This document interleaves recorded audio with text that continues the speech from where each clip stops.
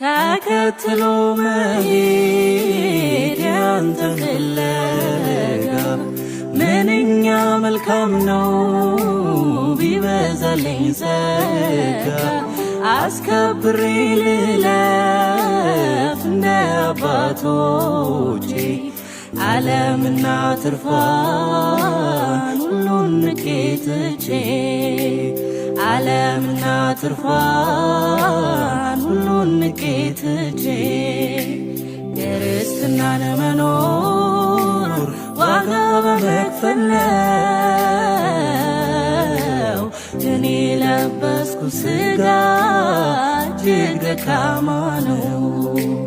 ከጎኔ በመቆም ካላበረታኸኝ ታውቃለህ ጌታ ሆይ እኔ ደካማ ነኝ።